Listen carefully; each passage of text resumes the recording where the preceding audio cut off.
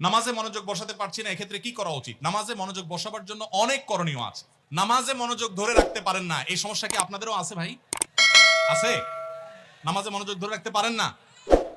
আজকে আমি আপনাদেরকে নামাজে মনোযোগ ধরে রাখার জন্য কয়েকটা টিপস, কয়েকটা পরামর্শ দিয়ে যেতে চাই, এবং আমি নিজে এগুলোর উপরে আমল করে আলহামদুলিল্লাহ ফল পেয়েছি, পরীক্ষিত। এরকম আমলগুলোর মধ্যে এক নম্বর হলো, ভালো করে শুনেন, এক নম্বর হলো চোখের হেফাজত করবেন। চোখের, মোবাইলে বা বিভিন্নভাবে চোখ দিয়ে হারাম জিনিস দেখেন, মেয়েদের ছবি দেখেন, ফিল্ম দেখেন, নাটক দেখেন, বিভিন্ন হারাম জিনিস দেখেন, এটা আপনি বন্ধ করেন।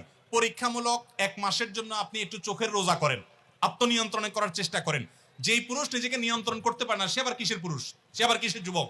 নিজেকে নিয়ন্ত্রণ করার চেষ্টা করেন, এবং চোখের হেফাজত যদি আপনি করতে পারেন, আমি আপনাকে লিখিত দিতে পারি, টানা যদি আপনি দীর্ঘদিন আপনি এই কাজটা করেন, ইনশাআল্লাহ আপনি নামাজ এবং যে কোনো ইবাদতের স্বাদ পাবেন। শুরু করবেন অন্তত। দ্বিতীয়ত, হারাম উপার্জন ছাড়তে হবে। কি ছাড়তে হবে? হারাম খাওয়া ছেড়ে দেন, হালাল খাবার গ্রহণ করেন, এটাও ইবাদতে মনোযোগ সৃষ্টি করতে সহযোগিতা করে। তৃতীয়ত, নামাজের জন্য বিশেষ করে বলতে চাই, এই যে পয়েন্টটা এখন বলতেছি নামাজের মধ্যে, এইটা যদি করেন আর আপনি মনোযোগ না আসে, আপনি আমাকে ব্যক্তিগতভাবে জানায়েন যে আপনি ভুল বলে আসছেন। আমি আলহামদুলিল্লাহ এটার উপরে নিজে 100% উপকারিতা পেয়েছি, অনেককে পরামর্শ দিয়ে তাদের মধ্যে উপকারিতা পেয়েছি। সেটা হলো, নামাজের টাইমিংটা বাড়িয়ে দেন, অর্থাৎ দীর্ঘ সময় নিয়ে নামাজ পড়েন। আপনার 4 রাকাত নামাজ পড়তে 5-6 মিনিট সময় লাগে, বা 6-7 মিনিট সময় লাগে, আপনি এটাকে ডাবল করে দেন, এবং সূরা ফাতিহা পড়ে একটু অপেক্ষা করে অন্য সূরা পড়েন, একটু সময় নেন।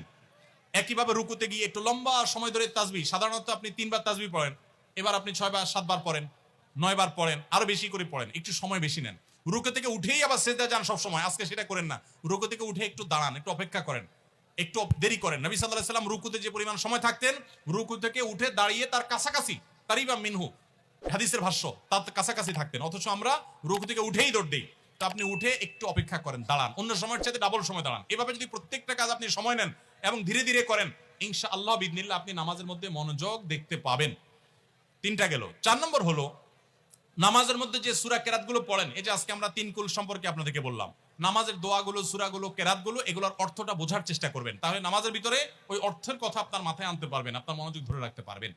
আর আরেকটা পরামর্শ হলো, ইবাদত এবং নামাজে বিশেষ করে মনোযোগ সৃষ্টি করার জন্য আগে থেকে মনোযোগ নষ্টকারী বিষয়গুলো থেকে সরে আসেন।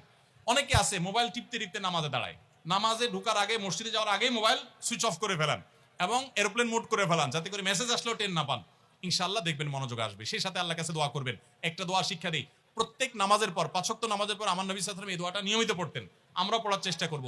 আল্লাহুম্মা আইন্নি আলা যিকরিকা ওয়া শুকরিকা ওয়া হুসনি ইবাদাতিক, হে আল্লাহ আমাকে আপনি সাহায্য করুন, আপনার জিকির যেন করতে পারি, আপনার শুকরিয়া যেন আদায় করতে পারি, এবং আপনার ইবাদতটা যেন সুন্দর মতো আদায় করতে পারি। এই দোয়াটা 5 ওয়াক্ত নামাজের পরে অর্থ সহকারে বুঝে পড়বেন, ইনশাআল্লাহ আপনার নামাজে আপনি মনোযোগ ধরে রাখতে পারবেন। আল্লাহ আমাদের সবাইকে তৌফিক দান করুন। নামাজের মজা এমন এক জিনিস ভাইরা, আমাদের নবী সাল্লাল্লাহু আলাইহি ওয়াসাল্লাম রাতে যখন নামাজে দাঁড়াতেন, পা ফুলে যেত, রুকুতে যেতেন না, এত সময় ধরে কিরাত পড়তেন, মজা পাইতেন। আর আমাদের কাছে নামাজটা এটা বোঝা, পড়ে শেষ করতে পারলে আমরা বাড়িতে পারলে জান বাঁচে, কারণ মজা পাই না। এই জন্য নামাজের স্বাদ আনার জন্য, মনোযোগ সৃষ্টি করবার জন্য এই আমলগুলো আমরা লক্ষ্য রাখবো। আল্লাহ তৌফিক দান করুন।